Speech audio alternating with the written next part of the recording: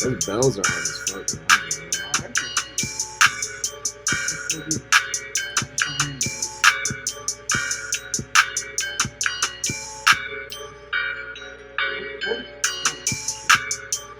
Alright, man, we fucking with you. See how I'm saying about the pad?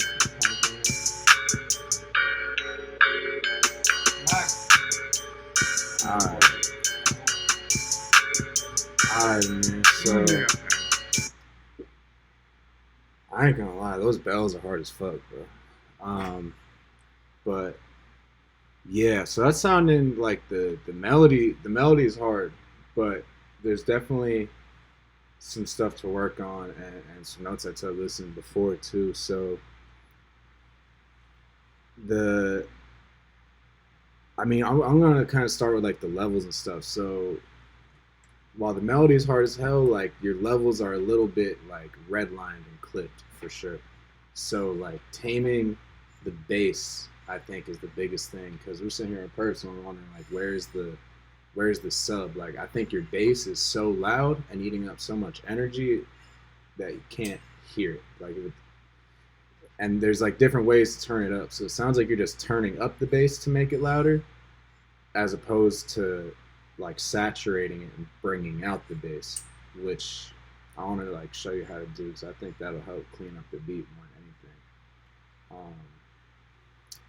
So I have a beat pulled up where on my bass here, like this is just a random 808, but I've got like an overdrive in Ableton, which is just like a saturator. Like what's the Fruity Loops one? Like Blood Overdrive, or just any kind of like distortion unit that will help bring your Camel Crush, Camel Fat too. I think sausage fattener. It doesn't distort.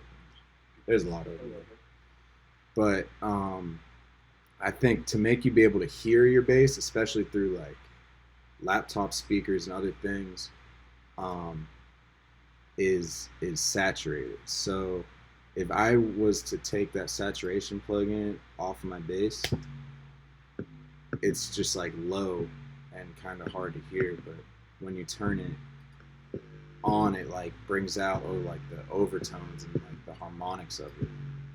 So like if I put this analyzer afterwards, without that, you can see kind of how quiet and quick the sub is. But if I turn on saturation, you can see all these little spikes that start to pop up. So that's like stuff you can actually hear, as opposed to just feel when it's, you know, just the regular bass. So really, you need to turn your bass down like a lot, probably like 7 or 10 dB, and then saturate it back up, because it'll sound louder instead of just be louder. Because if it's too loud, it's just going to eat up all the headroom, because the bass is a lot more powerful than like the mid-range and the treble, and just eats up a lot of space and energy.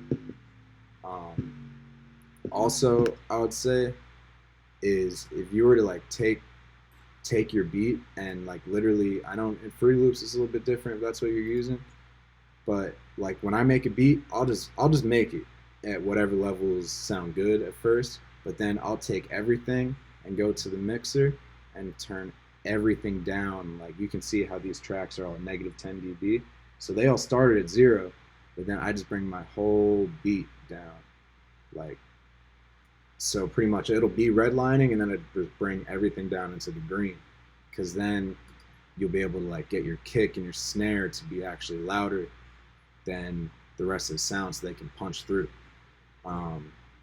Which is another thing too. We didn't really hear like a kick drum, which could definitely help the beat out too, but also like some structuring. So Like a lot of our beats we'll be making on like a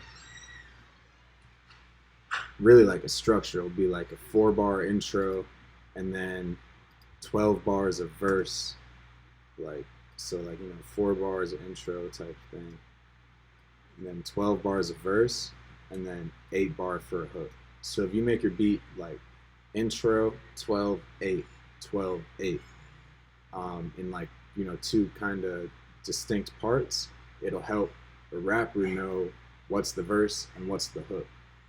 Because the beat's hard, but it just sounds like a little unorganized maybe. So I think formatting your beat in an organized way will definitely help. Like, and having some sort of formula will help you like musically get the beat to a place where you might feel it more too, not just other people that are listening. Just so the organization really helps work on the song. Um, so I think the format is an important thing for you to think about. Definitely the leveling. I'll just turn everything down so that you can bring things back up the right way, like especially with the bass. Because if you want more sub or more bass from your 808, turning it up isn't the answer. You got to use different ways like saturation to bring it up. It'll make it sound louder without being loud. That's a really important thing. I know you asked about like the sounds, like and like the effects on the 808. I didn't hear any, so that's my answer to that. Is use saturation. You don't want to cook it too hard, overdo it, but it just brings out kind of subtleties, like second, third order harmonics is really what's called. So it takes the low note and helps it resonate and give those spikes that you're seeing that you can actually hear. And then when it came to the hi-hats too on your beat, I noticed like the actual hi-hat sound, like whatever hi-hat you're using, the sound selection's cool. I like the open hat. It's just a bit like stagnant. Like the hi-hats don't change at all. So there's no like rolls. It doesn't like speed up and slow down. So the sound selection on that is good, like for sure. But you can go in and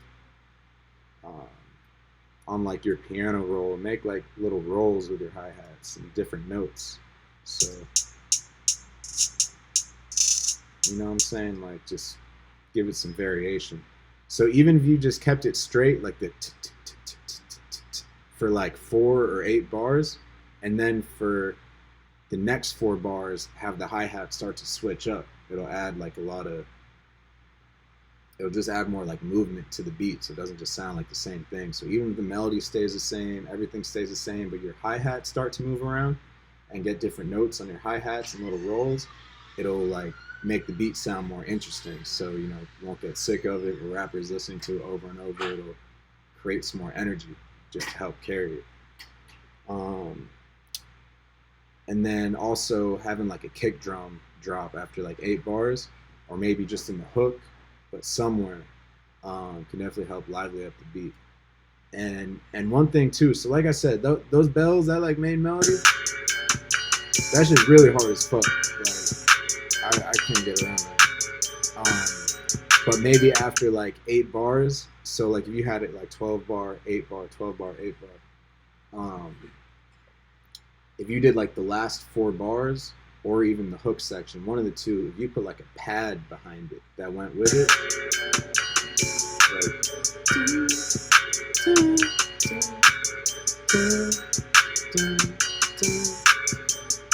like something to help carry the melody, just like another instrument on there would really make it sound a lot cooler and give it more variation. Because like I like how like the drops out, have the kick drum back for a second, and drums. Like that's a cool way to switch it up. I like the way the bass note switches up. But I definitely think like another instrument, like especially like a pad or a string or a choir, like something soft that could help carry the beat in a like new direction for some parts of it. So I'm definitely rocking with it though. I'll just work on those things like really specifically. Like the sounds are cool, but I like the sound selection. Just making sure to bring the bass out in the right way instead of just turning it up loud and trying to like operate. If you stay like in the green, your beat's gonna end up sounding a lot louder. So like this is the master track of my beat, and I'm not hitting red. Oh wait, that's your beat. I'm tripping. My bad, bro. So even just on this beat, even with the kick and everything, I'm getting up to the red, but I'm not like slamming it. And then at that part of the beat, it's generally staying in the green and hovering around 0. But it's only doing that because I went and turned down everything to begin with. So like all my synth tracks are all at -10 on the mixer, which might seem low as fuck, but when you combine all your sounds together, everything's going to become back up at 0, especially when you get the drums on there. And also, you're asking about your tag too. It was like subtle, which I like because I don't like when tags go loud and shit. People send beats and we're pulling it up, and the tag sometimes the tag just like throws somebody off going into it.